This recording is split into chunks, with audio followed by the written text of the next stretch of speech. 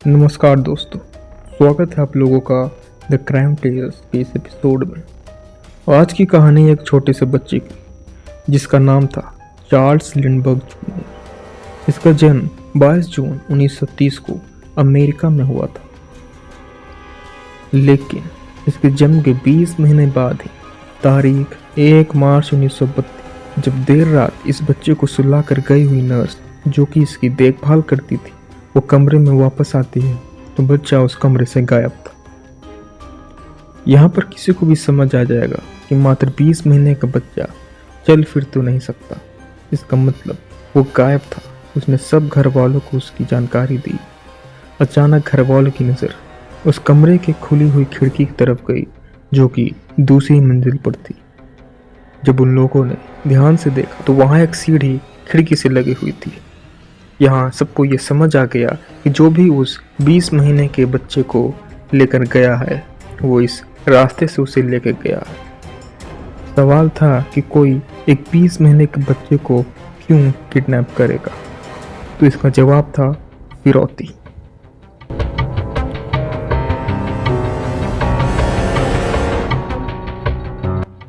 और इसकी पुष्टि तब हुई जब एक दिन इस बच्चे की माँ एनी लिंडबर्ग अपने कमरे में गई तो उसे अपने कमरे में एक हैंड नोट मिला जिसमें कि फिरौती की रकम की मांग की गई थी, जिसमें उस बच्चे को वापस करने के बदले $50,000 की मांग की थी। उस वक्त के हिसाब से ये बहुत बड़ी रकम थी। जब पुलिस को कोई सुराग नहीं मिला सही पूछताछ के बाद भी, तब क्योंकि लिंडबर्ग एक अमीर आदमी था तो उसने फिरौती की रकम देने की बात को मान लिया। मगर क्योंकि ये बहुत बड़ी रकम थी तो पैसे देने में थोड़ा समय लगने वाला था, तो चार्ल्स लिंडबर्ग ने पास में एक रिटायर्ड स्कूल के मास्टर को अपना रिप्रेजेंटेटिव बनाया जो किडनैपर से एक कब्रिस्तान में मिला करते थे और उनकी बात काफ़ी बार हुई थी। तकरीबन 1 महीने बाद उस स्कूल टीचर ने उस किडनैपर को पैसों से भरा ब्रीफकेस सौंप दिया और जो अपना नाम जॉन बता रहा था, मगर उस ब्रीफकेस के बदले किडनैपर ने बच्चे को वापस करने के बजाय एक नोट दिया। इसमें यह लिखा था कि बच्चा एक बोट में किसी सेफ जगह पे है। इसी बीच जो किडनैपर को पैसों से भरा ब्रीफकेस दिया था उसमें मौजूद पैसों की सीरियल नंबर को सभी बैंकों के साथ शेयर कर दिया गया और कहा गया कि इस नंबर के नोट के साथ कोई भी आए तो फौरन हमें बताएं। अब अफसोस की बात यह थी कि किडनैपर ने जो जगह बताई थी उस जगह ना ही वो बच्चा मिला ना ही कोई बोट। इस घटना के तकरीबन 1 महीने बाद उस बच्चे की लाश मिलती है जो कि लिंडबर्ग हाउस से 4 मील दूर बरामद हुई थी। अब बारी थी इस लाश की पोस्टमार्टम करने की, तो डॉक्टर्स ने बताया वो सुनकर कोई भी हैरान हो जाएगा। दरअसल जो बच्चा था उसकी मौत सर पर चोट लगने के कारण किडनैपिंग के तुरंत बाद ही हो गई थी। ये खबर सुन के पूरे देश पर दुखों का पहाड़ टूट पड़ा। सभी लोगों के दिलों में तकरीबन 2 महीनों से बस यही था कि किसी तरह इस मासूम बच्चे की जान बच जाए और वो सही सलामत घर लौट आए। अब इसके बाद पूरे देश में कातिल को पकड़ने के लिए प्रोटेस्ट हो रहे थे। अब पुलिस के ऊपर बहुत बड़ा प्रेशर था कि किस तरह कातिल को पकड़ा जाए। इस केस में सबसे बड़ी लीड थी वो नोटों की सीरियल नंबर। तकरीबन 2.5 साल बाद एक गैस स्टेशन पर उस सर्टिफाइड नोट में से $10 के एक नोट को गैस खरीदने के लिए दिया गया।